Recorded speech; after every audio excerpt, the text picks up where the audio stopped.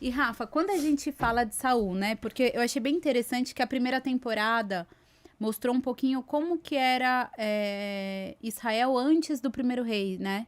Quando era esse período final, quando Israel era governado por juízes.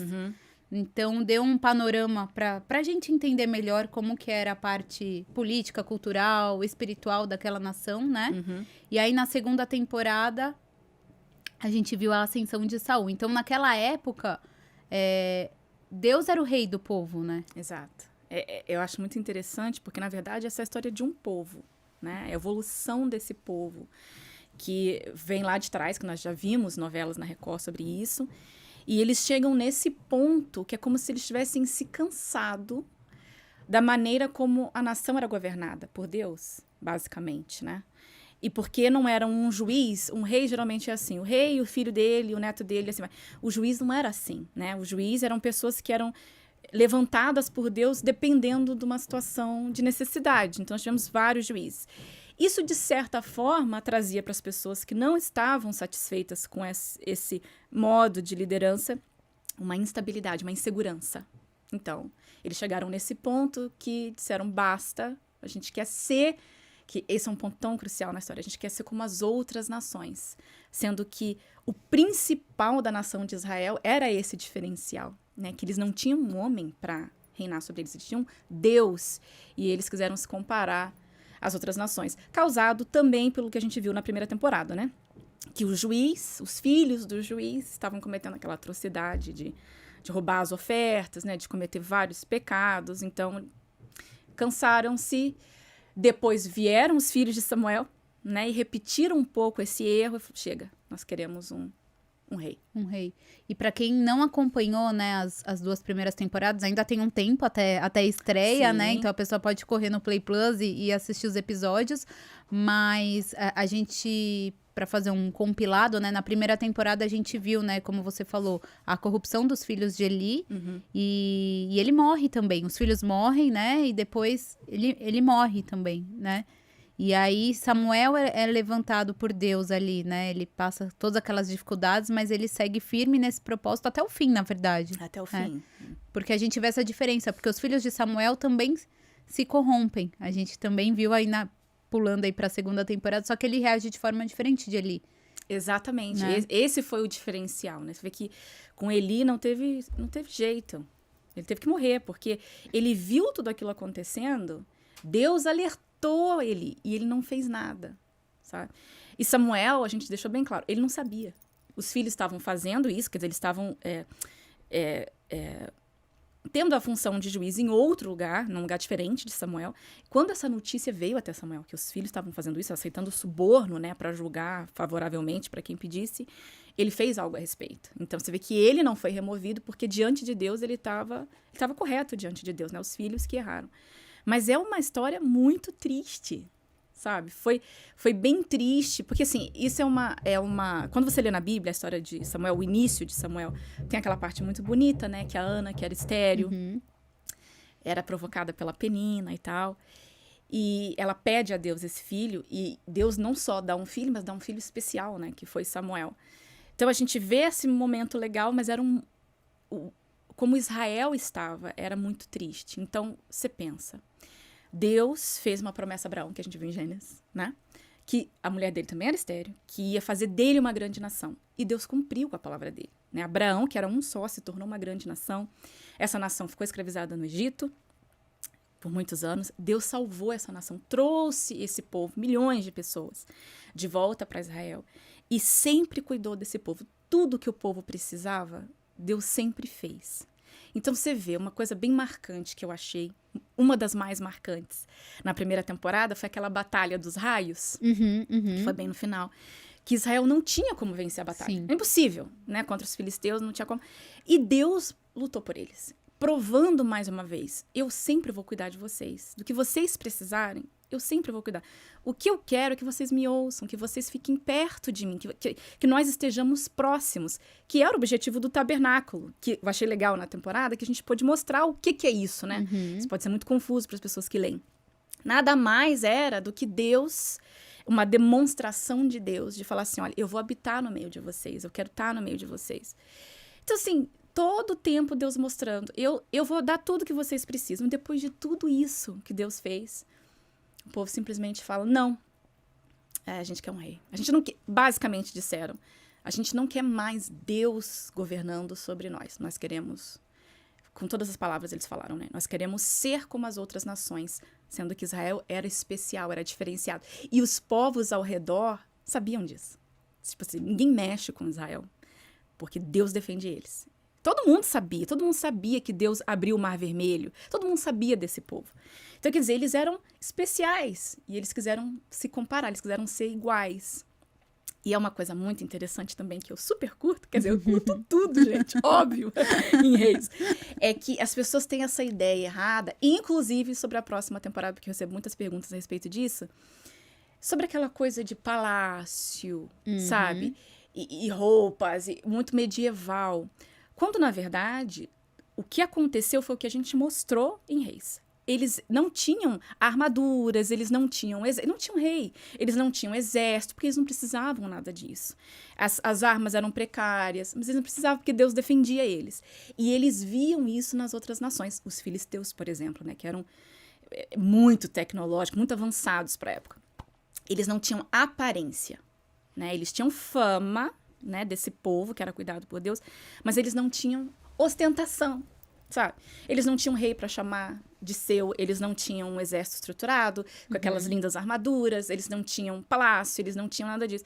E é isso que eles queriam. Basicamente era isso que eles queriam. Porque algumas das outras nações tinham. Inclusive, uma coisa interessante, tem gente perguntando assim, e o palácio de Saul? E o palácio? E as vestes reais? Gente, na verdade, na época não era assim. Reis que tinham palácio de outras nações eram poucos. Tipo, era o faraó, ele tinha palácio. Sim. Mas os outros reis, os filisteus tinham palácio, mas moabitas, os outros povos, não era assim ainda. Isso veio muito mais tarde, né? Isso é uma coisa bacana de Reis, porque a gente está tentando o máximo se manter fiel à historicidade, ao que era na história. Então, é a parte bíblica, mas também a parte histórica. Muita gente não entende, fica assim, mas por quê? E cadê isso? Cadê aquilo? Mas era assim. Sabe? Então, essa falta desse visual, sabe? De ser reconhecido, de ser visto como as outras nações eram, também levou o povo a pedir um rei. Aí que Saul entra na história, né? Então, em relação a essa questão dos filisteus, a gente chegou a conhecer o Museu dos Filisteus. Ah, sim? Em Askelon. Tem um museu dos filisteus ali, com tudo sobre a cultura deles, né? Como eles teriam chegado ali ao território de Israel, né? Que eles são conhecidos como povos do mar, né? E aí a especialista do museu explicando, né? Ela mostrou, né? Então, os ídolos deles, né? Como que eles cultuavam os deuses. Aí mostrou uma banheira. Então, assim, eles eram muito avançados, né? Pra época. Então, ela mesma falou que isso atraía a atenção do povo de Israel, né?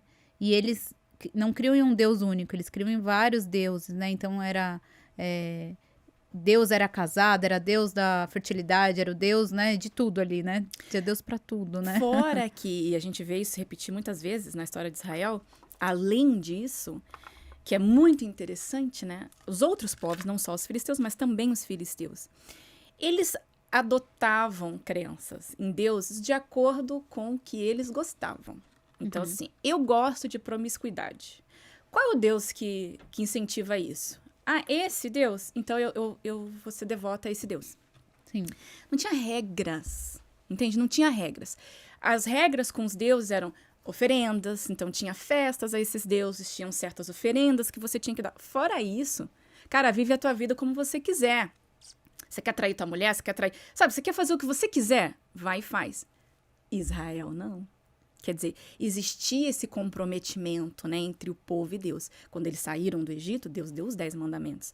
Que se você for olhar, tudo faz sentido, né? O que Deus fala pra fazer não é nada demais. Não rouba, não pega a mulher do teu próximo. Então, assim, existia essas regras. Quer dizer, vinha atrelado a essa fé, esse estilo de vida, você viver corretamente. Então, o que era atraente para o povo era o fato de que você podia crer nessa divindade, supostamente, mas ser livre para fazer o que você sentisse. Então, também tinha isso, né? Não foi por isso, eu creio que no fundo sim, que eles pediram um rei, mas sabe, essa inveja quase das outras nações também era isso. Fora que influenciou, né, de certa forma. Influenciou. E uma coisa muito interessante, conforme a gente pesquisa muito, né, para fazer a série, que uma coisa que era muito importante para o povo é assim, eles não tinham algo... Deus não tinha nome. Começava aí. Então, assim, qual que é o seu Deus? Não tem nome. Senhor. Então, assim, na cabeça perdi ponto, sabe? A gente tá menos. Cadê o seu Deus? Ah, não, ele é invisível. E junto a isso, esse fato de que eles não tinham... Se você tem um Deus tão poderoso, então por que que você não é como a gente? Por que que você não tem tecnologia? Por que que você não é estruturado, sabe? Então, tudo isso juntou e eles... Ai, não, chega, a gente quer ser como eles, a gente quer ter como eles, a gente quer ter nome, né? A gente quer ter aparência e a gente quer ser livre. Porque você pensa comigo, quando Samuel era o juiz, né? Então, ele era juiz, ele era profeta. Ele era um representante de Deus. Então, quando a pessoa vinha com uma causa para ser julgada, ele julgava de acordo com os princípios de Deus. Se você tem um homem que não é profeta, que não é sacerdote, para julgar a sua causa, as suas chances de que ele não faça isso de acordo com Deus e ao seu favor aumentam. Então, ali está uma outra razão porque eles queriam. Era apelativo a ideia de ter um homem rei e não Deus. Que foi o que aconteceu, né? Saul se tornou exatamente essa pessoa. E ao mesmo tempo a gente até pode ver na série, né, as ameaças dos povos inimigos também influenciaram, né, junto com tudo isso, né, eles não sentiam que eles não tinham uma liderança humana ali, né. É porque assim, até essa parte, né, na Bíblia que eles falam, a gente quer um rei para ser como as outras nações e ele vai guerrear as nossas guerras. Porque era assim, estourou uma guerra, né? E você vê que entre essa guerra dos raios e essa próxima guerra dos amonitas, nem foi os filisteus, você vê que os filisteus ficaram na deles. É como se Deus derrotou e, tipo assim, não vamos mexer com Israel. Foi exatamente o que a gente colocou, inclusive, né? Que o Lucier não quer mexer com Israel de jeito nenhum, porque ele tá todo queimado. Então, o que acontece? Quando estoura uma guerra, a responsabilidade de ir para a guerra, de organizar tudo, tem uma pessoa responsável por isso. Quando você não tem um rei, como a gente viu na primeira temporada, estourou uma guerra. Gente, quem que vai assumir isso aqui? Quem vai juntar todos os homens de Israel? Que muitos nem lutar sabem, né? Então, era uma insegurança que eles sentiam. Se a gente tiver um rei, como eles disseram, para guerrear as nossas guerras, quando isso acontecer, ainda que a gente tenha que lutar, tem alguém que vai ficar responsável por isso e não tem a ver com a gente. E é muito interessante essa parte em Samuel, porque isso não é revelado no início, quando o povo pede um rei. Não é falado nada sobre perigo, sobre inimigo, sobre guerra. Lá na frente, que já passou também, quando Samuel faz um discurso, que tem chuva, né? O pessoal fica morrendo de medo. Samuel fala assim, quando vocês viram que Naás vinha contra vocês, vocês pediram um rei. Então, ali é revelado pra gente esse detalhe muito importante. Então, na época que eles pediram um rei, por causa do erro dos filhos de Samuel, junto a isso. Mas, assim, você vê que foi um argumento. Sabe quando você quer muito uma coisa e você arruma desculpa pra conseguir aquilo? Busca argumentos, né? Então, assim, olha... Os amonitas estão vindo contra a gente. Os filhos de Samuel são corrompidos. Então, não sei o que. A gente quer ser como as outras nações. É hora de conseguir um rei. Então, na verdade, aquilo só mostrou que eles queriam já há muito tempo, só que eles não tinham um argumento plausível. E ali eles conseguiram, porque Israel está ameaçado, não é novidade. Nunca foi novidade para o povo. Também nunca foi novidade que eles eram ameaçados e Deus livrava eles. Mas aí, tipo assim, já deu. Sabe? A gente ficar nessa situação. Arruma um rei pra gente. E aquilo foi... É de partir o coração, para mim. Essa ingratidão. Você vê que por isso que foi chamado de ingratidão. Essa ingratidão do povo para com Deus, né? Que cuidou sempre deles. Não é suficiente. Deus não é suficiente. Melhor um rei mesmo. E se deram mal, né? A gente vai ver agora na terceira. E a gente viu também a reação de Samuel, né? Em primeiro momento ele não entende, né? O porquê aquilo tá acontecendo, né? E aí tem até uma cena muito bonita que aí ele tem a confirmação de que ele tem que mesmo escolher um Deus, um rei, quer dizer. Porque Deus fala com ele ali, né? O problema não é com você, Samuel. O problema é comigo. Porque você imagina, Ana, o homem... Samuel a gente acompanhou desde o nascimento. Ele nasceu, depois que ele foi desmamado, acredita-se que era 3, 4 aninhos, ele viveu no tabernáculo. A vida toda, a vida dele foi dedicada a isso. a esse povo, basicamente. Ele trabalhava para o povo. Quando ele se tornou adulto, liderou o povo. Então, é uma vida inteira que você fez para o benefício dessas pessoas. Sim. Você imagina as coisas que ele se privou, sabe? Que ele sacrificou para esse ofício. Não devia ser nada fácil, né? E aí, quando você tá lá, quase no final da tua vida, depois de tudo que você fez, o povo fala, não. Eles não falam isso, né? Você já tá velho. Tipo, a gente não quer mais você, né? Você já tá velho, é o primeiro argumento. E os seus filhos não andam nos seus caminhos, então a gente quer um rei. Então, isso foi um pedacinho do que Deus sentiu. Porque Samuel, ele dedicou uma vida, né? A vida dele. Deus desde o início. Então, foi muito bonita essa parte, porque Samuel sentiu, como representante de Deus, ele sentiu aquilo que Deus sentiu. E Deus, mesmo assim, falou, não é você que eles estão rejeitando. Porque Deus conhece o coração das pessoas. Então, Deus sabia que, na verdade, não é nada daquilo que eles estavam falando. Eles estavam falando, que eles nunca iam dizer com palavras, a gente não quer mais Deus liderando a gente. Então, por isso que Deus fala, não é você que eles estão rejeitando, é a mim. Vai lá e faz. Essa, pra mim, é a parte mais triste. Vai lá e faz como eles estão te pedindo. Tá bom. E aí Deus fala assim, avisa como vai ser. Aí o Samuel vai lá e coloca todos os pontos negativos que vai acontecer se eles pedirem um rei. Discursa, fala, ó, isso vai acontecer, vocês vão sofrer isso. Não. Você vê que eles estavam tão já resolvidos naquilo. Não, mesmo assim a gente quer um rei. Quais eram os pontos? Você lembra? Por exemplo, uma coisa principal. O povo de Israel era livre. Você tem as suas terras, eles conquistaram as terras, né? Você não paga imposto. A terra é sua, o que você faz é teu. Você é dono do seu próprio negócio. Se você quer prosperar, depende só de você. Uhum. Com um rei, você tem agora paga imposto. Então, basicamente, o que é seu não é seu. E isso é uma coisa que Samuel fala. Uma outra coisa, o rei vai pegar os seus filhos para lutar as guerras dele. A gente vai ver isso na terceira temporada. Numa cena muito impactante, inclusive. De uma família muito legal, tá? A gente já tá Eu já tô dando spoilers, ó. A gente aqui. As suas filhas, quer dizer, as suas filhas vão se tornar servas. Seus filhos. Então, você tinha uma vida livre, então você imagina. A sua filha é levada para servir ao rei. Então, sua filha não vai ter mais direito à família, a casar, só se o rei decidir. Então, você, basicamente, Deus te fez um povo livre e vocês querem se atrelar a uma pessoa. Uma das consequências foi essa. E assim, o seu rei pode errar, né? Com vocês. Gente, isso acontece desde o início, né? Essa é a história dos reis de Israel. Quais foram os reis que realmente foram corretos? Pouquíssimos, né? Tristemente. Então, Deus vai lá, sabendo já que não ia adiantar de nada, mas Deus, sendo justo, foi lá e falou, ó, avisa. Pra não dizer que eles não foram avisados. Samuel avisa e o povo nem pensa no que Samuel falou. Não, a gente quer um rei mesmo assim. Pronto. Nem escutou, né? Enfim. Nem estava Obviamente, escutando, né? obviamente. Não importa o que você disser, a gente já tá decidido que é isso que a gente quer e acabou.